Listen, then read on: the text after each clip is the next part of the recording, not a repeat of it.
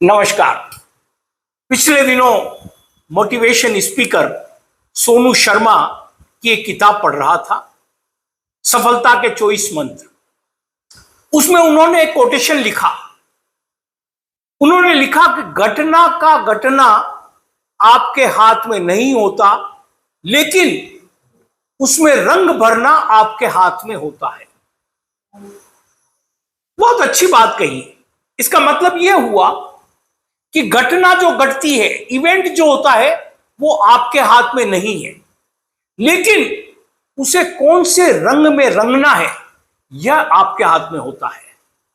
तो आइए आज के इस वीडियो में हम समझते हैं कि रंग कैसे भरते हैं हम। अगर आप वीडियो को पूरा देखेंगे तो मेरा मानना है कि आपके जीवन में आप घटना में रंग भरने का महत्व समझ जाएंगे, जो अनजाने में हम भर देते हैं और हमें पता ही नहीं चलता कि हमने कौन सा रंग भर दिया। इसके लिए उन्होंने एक सूत्र दिया है, E+R = O। E का मतलब होता है इवेंट, R का मतलब होता है रेस्पॉन्ड, O का मतलब होता है आउटकम। यानी कि आपकी जो घटना हुई उसमें आपने जो रेस्पॉन्ड किया और रेस्पॉन्ड करने के बाद जो आउटकम आया, जो प्रतिक्रिया आई, वह आपका परिणाम होती है।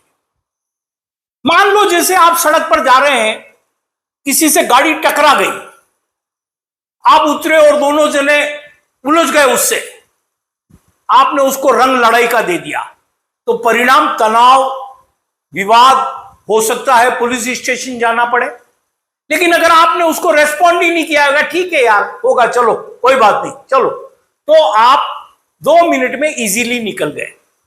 तो इसका मतलब यह होता है कि आपके जीवन में जो घटनाएं घटती है, जो इवेंट होते हैं, उसको आप किस तरह प्रतिक्रिया देते हैं, उसका रेस्पॉन्ड किस तरह करते हैं, उसे हल्के में लेते हैं, लेट्स गो करते हैं, या उस पर तनाव पालते हैं, उस पर रिएक्ट करते हैं बहुत भारी, ये सारी चीजें आप रंग भरते हैं। अगर कोई छोटी सी बात है, आपने उसको बहुत लाइट लेके छोड़ दिया, तो आप इजीली उस घटना से बाहर निकल गए। लेकिन अगर आपने उस घटना में भारी रिएक्ट कर दिया, तो वह घटना आपके साथ जुड़ जाती है। उदाहरण के लिए बताता हूं, उन्होंने बताया है कि शूर्पणखा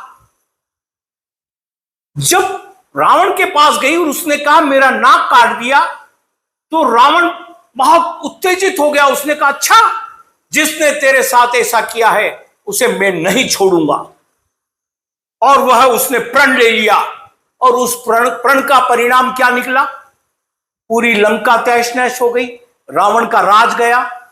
और अगर वो वहीं पर रावण अगर शूर्पणखा से यह पूछ लेता कि तू वहां क्यों गई थी, क्या बात हुई, इसलिए उसने तुम्हारी नाक काटी, अगर वह इन कारणों में चला जाता, थोड़ा सा कूल होकर बात करता, तो शायद वो वहां पर सीता मैया का हरण नहीं करता, और हरण नहीं करता तो लंका बच जाती, रावण का राज बच जाता।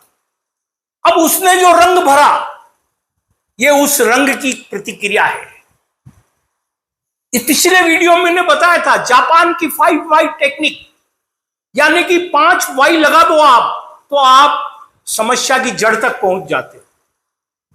इसी प्रकार एक और उदाहरण बताता हूं सकारात्मक रंग भरने का।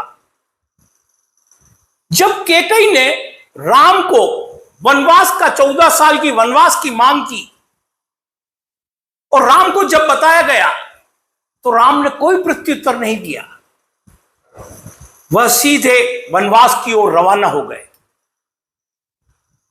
उन्होंने उस घटना में उसको स्वीकार कर लिया, उसमें कोई गलत रंग नहीं भरा। और यही कारण है कि जो राजा राम थे, वह मर्यादा पुरुषोत्तम राम बनकर 14 साल बाद लौटे। आप देख लो, उस घटना ने, सिर्फ 14 वर्ष के वनवास ने राम को मर्यादा पुरुषोत्तम राम बना दिया, रावण का राज छीन लिया उधर।